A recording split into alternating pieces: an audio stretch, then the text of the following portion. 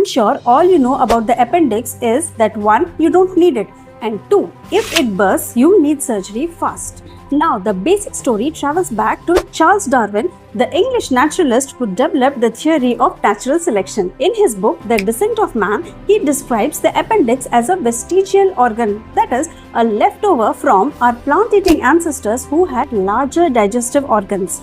For more than a century, this interpretation shaped both our textbook and casual medical wisdom. But trust me, the evolutionary story of our appendix turns out to be much more complicated. So, come on, let's dive in and discover more about this now so-called vestigial organ. For starters, do you have any idea where this appendix is located in our body? Your appendix is a small pouch branching off from the first section of your large intestine. It's interesting that its shape and structure varies widely across species, a clue that evolution may have tinkered with it more than just once. Primates, which includes humans and great apes, have a long and cylindrical appendix, whereas marsupials such as wombats and koalas, they have shorter and funnel-shaped appendix. So, what do you think this suggests? This structural diversity suggests that evolution has modified the organ under different ecological conditions. When a trait evolves repeatedly and independently, biologists call it convergent evolution. In other words, our appendix is very unlikely to be just a useless evolutionary accident. What does this appendix even do? Why are we even talking about it? Simply put, your appendix supports your immune system. It contains gut-associated lymphoid tissue. That is, your immune cells are embedded in the intestinal wall. These immune cells actually monitor the microbial activity in your gut. During your early life, this tissue exposes your developing immune cells to intestinal microbes, like saying, "Babies, go get your experience." This process helps your body learn to distinguish between harmless symbionts and harmful pathogens. During your childhood and your adolescence, when your immune system is just maturing, your appendix is particularly rich in structures called lymphoid follicles. These lymphoid follicles produce antibodies such as immunoglobulin A to neutralize the pathogens lurking in your intestine.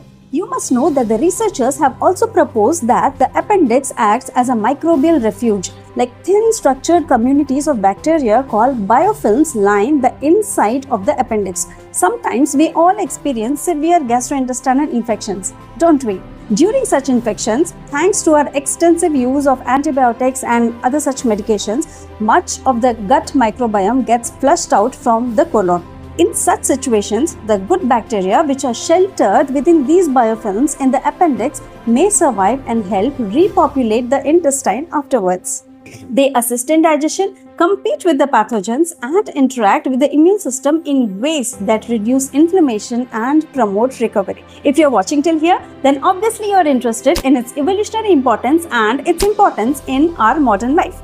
While the appendix has an interesting past with the evolution continuously reinventing it, its importance today has proved to be quite modest. Our appendix carried more importance in the kind of environments of the past which the humans evolved from.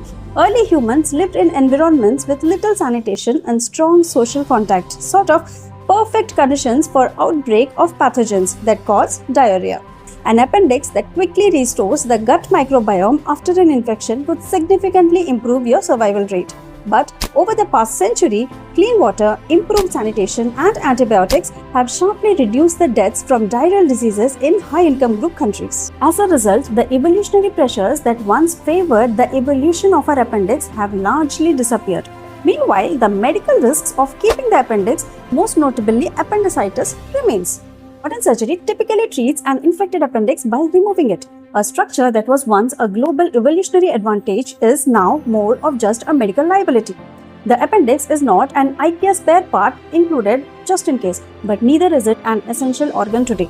Our human biology has many once beneficial traits which are now marginal, and understanding them allows medicine to make better modern decisions. I hope I was able to bust some myths about the organ which secretly resets our systems every time we fall sick. Do follow for more info like this. Stay healthy.